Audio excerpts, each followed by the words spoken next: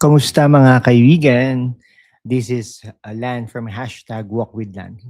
At ngayon, February 28, 2026 na. 2 months na tapos na sa taong ito. Marami sa inyo siguro iniisip, ayos ba? Behind na ako.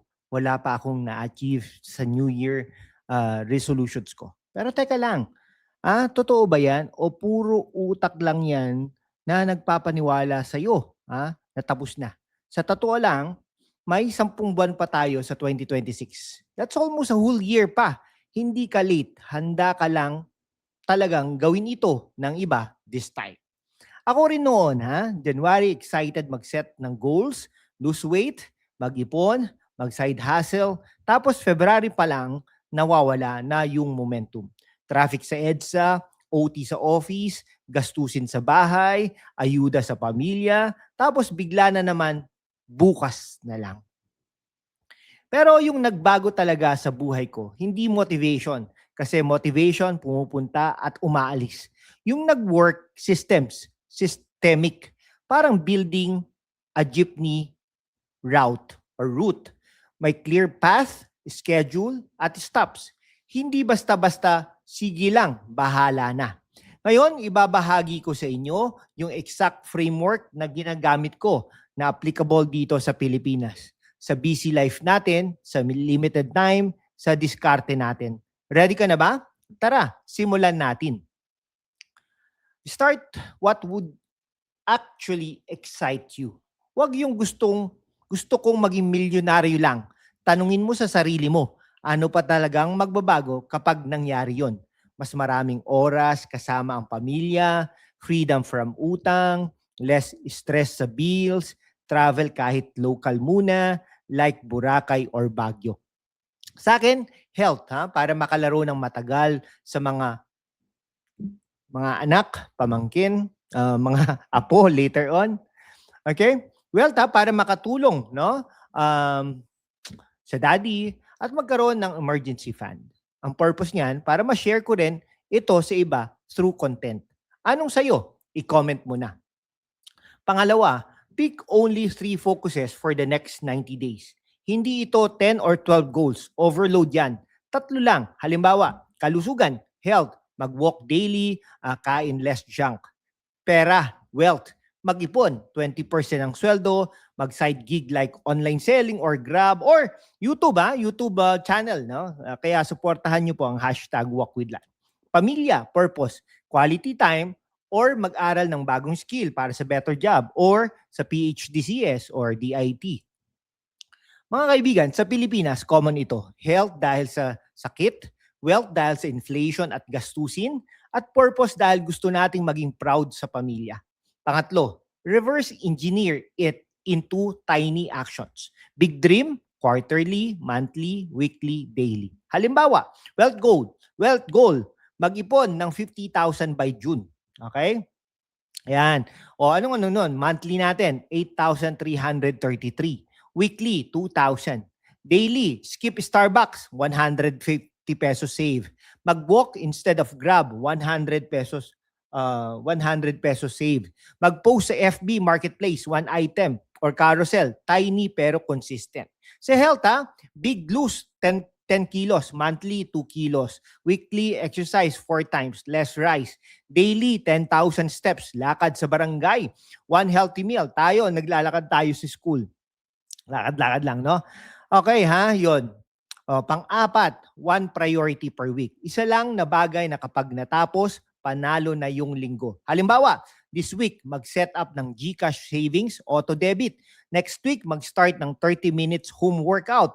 Hindi overwhelming pero progressing. Panglima, cut the noise. Alam natin ito dito sa Pilipinas, endless TikTok, FB Reels, chismis sa barangay, less short-form content, more building.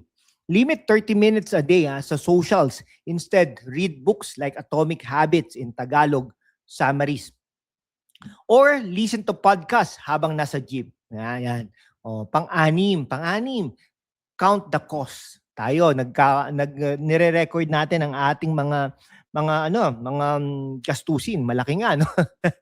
Lahat may presyo. Oras mo sa Netflix, focus mo sa chismis, consistency mo sa excuses, pero kung handa kang magbayad tulad ng magising ng maaga, kahit traffic, mag-no sa extra kain sa labas, mag-sacrifice ng weekend scroll, hindi mystery ang resulta.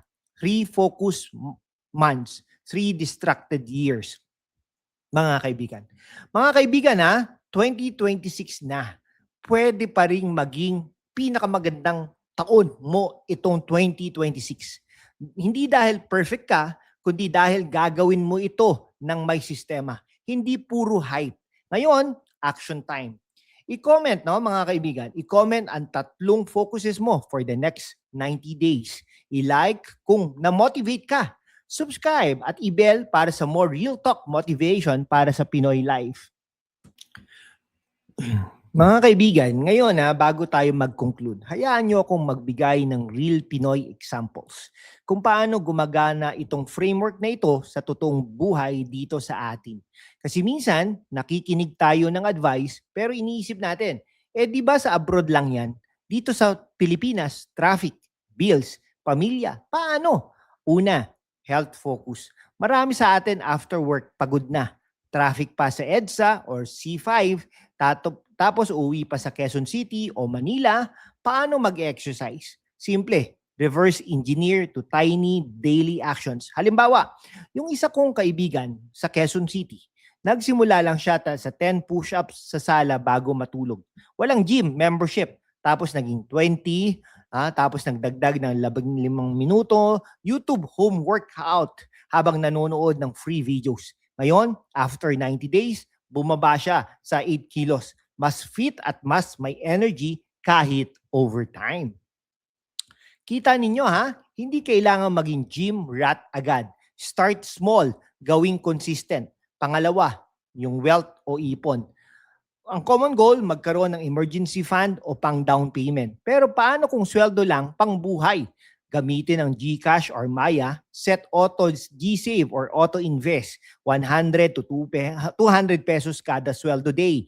Tiny action yan. Isang nanay sa barangay namin, OFW wife siya dati. Pero ngayon, side hustle lang sa online selling ng ukay-ukay sa Shopee at FB Marketplace.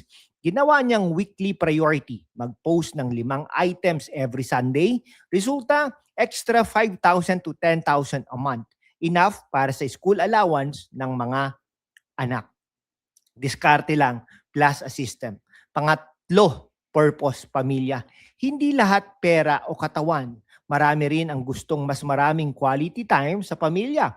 Halimbawa, instead of scrolling TikTok every night, gawing priority ang family salo-salo kahit simpleng adobo at kanin. O mag-set ng no gadget dinner for 30 minutes.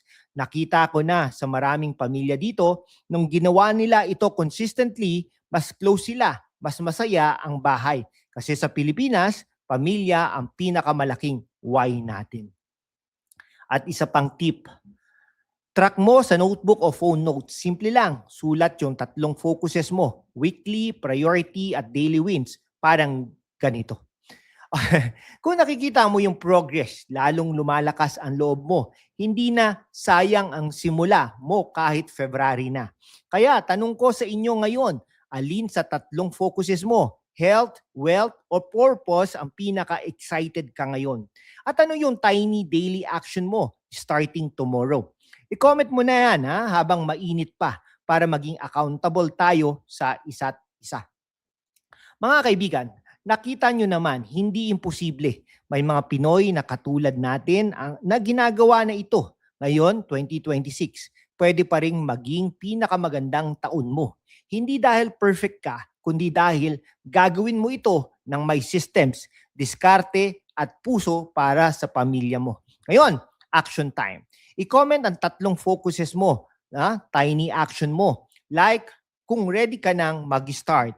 Subscribe at i-bell para sa more real talk na applicable sa buhay Pinoy.